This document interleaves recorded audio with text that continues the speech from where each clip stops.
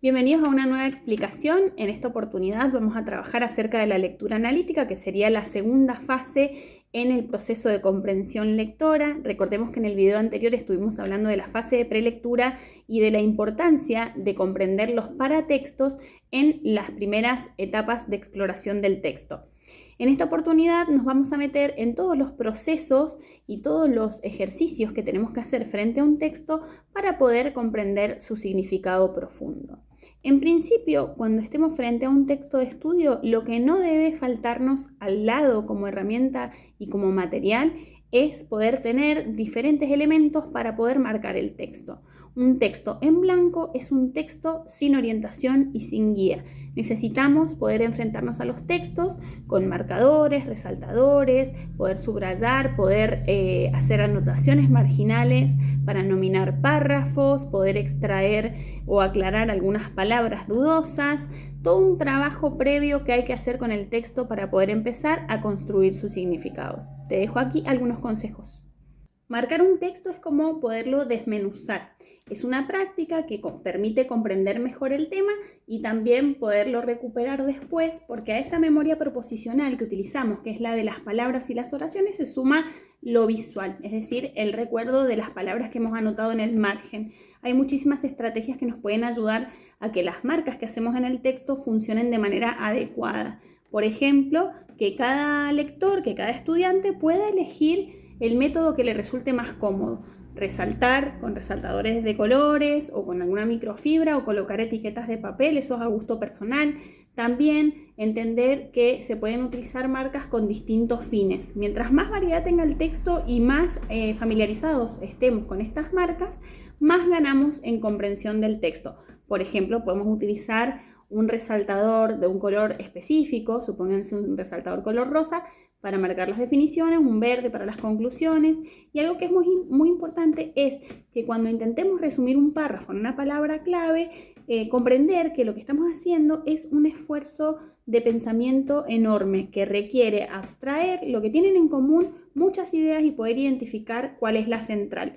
Poder hacer esto garantiza que podamos avanzar en el texto comprendiendo lo que estamos leyendo. Es interesante entender también que se pueden desmenuzar los conceptos, desmenuzar los fenómenos, anotar datos importantes en el margen, también anotar en algún anotador aparte las dudas que vayan surgiendo a medida que vayamos trabajando el texto. Y entender que no es necesario marcar todo el texto, sino que vamos a marcar la información importante. Asimismo, saber que no siempre tiene que quedar el texto marcado del mismo color porque es lo mismo que nada. Un texto en blanco es un texto al que le falta trabajo y el recurso de poderlo marcar y poderlo resumir y poderlo resaltar es un recurso, una ayuda importante para toda persona que pretende abordar el texto en su comprensión profunda. Esto es algo que vamos a hacer a medida que vayamos avanzando en la lectura analítica, a medida que vayamos leyendo con detenimiento el texto y tenemos que saber que podemos personalizar el proceso.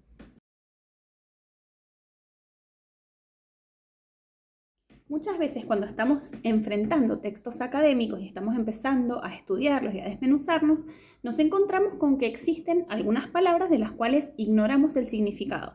No las conocemos, no las comprendemos. Entonces, cabe preguntarse si es importante en este caso el uso del diccionario. Depende, porque muchas veces recurrir al diccionario supone interrumpir el curso de la lectura. Y muchas veces estas palabras que son desconocidas podemos llegar a resolverlas con algunas estrategias. Básicamente recurrir al aspecto semántico de la palabra, es decir, a cuáles son las palabras que la están rodeando y que pueden llegar a esclarecer el significado de esa palabra que nos resulta confusa por asociación con las que tiene a su alrededor. También podemos centrarnos en el aspecto sintáctico, por ejemplo, comprender si una palabra está funcionando dentro de la oración como un sustantivo, como un adjetivo, poder sacar algunas conclusiones o establecer algunas hipótesis sobre lo que puede significar esta palabra desconocida, o también podemos recurrir al aspecto morfológico de la palabra, es decir, tener una palabra, poderla leer y poder comprender un poco cuál es su sentido al entender cómo está compuesta. Por ejemplo, todas las palabras que comienzan con el prefijo anti, por ejemplo, Antisindical. Supónganse que no sabemos qué significa la palabra, ya sabemos que anti es lo opuesto, lo contrario. Antisindical entonces sería lo contrario a una conducta sindical, agremiada. O el prefijo re, sabemos que ese prefijo significa volver a hacer, repetir, rehacer, reutilizar, o el prefijo in, que es negativo. Entonces, a veces cuando no comprendemos una palabra, en vez de interrumpir el curso de la lectura, lo que podemos hacer es recurrir a la desambiguación a través de estas estrategias, o por contexto, o por la función de la palabra dentro del texto, o por su estructura. Solamente en el caso de que ese término desconocido sea un término central para el tema de estudio y suponga una palabra clave, un concepto importante, recurrimos al diccionario. Si no, de lo contrario, es mejor evitarlo y poder seguir el curso de la lectura sin interrupciones. Cuando estamos estudiando nos vamos a encontrar con textos extensos, es decir, textos que incluyen apartados con subtítulos o con capítulos. Y esta tarea suele ser agobiante. ¿Cómo hacemos para poder estudiar, resumir y comprender un texto que es extenso? Una clave es que los textos extensos suelen tener una estructura tripartita, una introducción, un desarrollo y un cierre. ¿Qué nos vamos a encontrar en la introducción del apartado? Bueno, se va a anunciar el tema del que se va a tratar. Vamos a encontrar frases como, por ejemplo, en este apartado abordaremos tal tema, o el objetivo de los siguientes párrafos va a ser explicar tal tema. A continuación presentaremos tal tema. Estas son señales de que el autor está introduciendo la idea central y es importante identificarlas. Después viene el desarrollo del tema, que es la explicación detallada, los ejemplos, los argumentos que sostienen la idea principal que ha sido presentada con anterioridad. Cada apartado suele centrarse en una sola idea clave que se expone en los párrafos intermedios. Y finalmente encontramos en los textos extensos cierres o síntesis, que son párrafos que resumen lo que ya ha sido expuesto.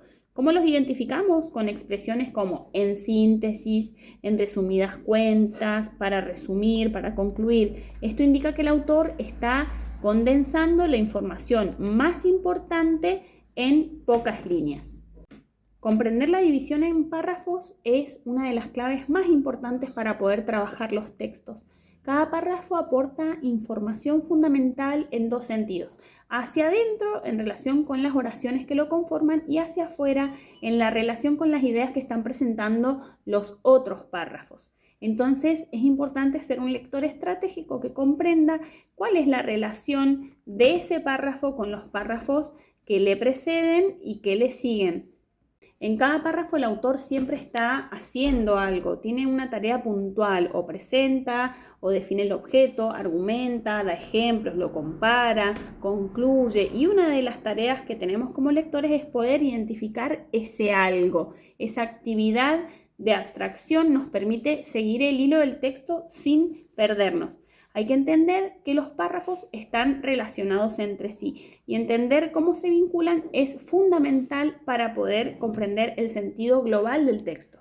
Cuando estamos trabajando los párrafos es importante centrar la atención en dos elementos fundamentales que sirven para conectar ideas entre sí: los conectores y los marcadores discursivos.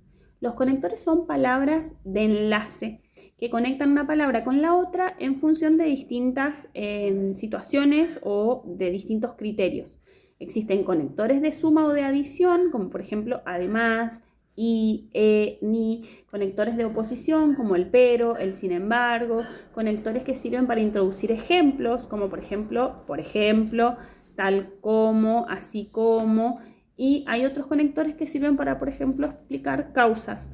Esto es así debido a, porque, ya que, puesto que, por esta razón, por esta causa. Comprenderlos y entender cómo están divididos y organizados los conectores nos garantiza una mejor comprensión del sentido y de las ideas que está encerrando el texto. Y cuando hablamos de los marcadores discursivos, entendamos que los marcadores discursivos se utilizan en secciones claves del texto. Por ejemplo, cuando necesitamos mencionar muchos elementos de un mismo tema, podemos utilizar ordenadores del tipo en primer lugar, en segundo lugar, en tercer lugar. También podemos utilizar marcadores que tienen que ver con el cierre final del texto. Por ejemplo, finalmente, para concluir, etc.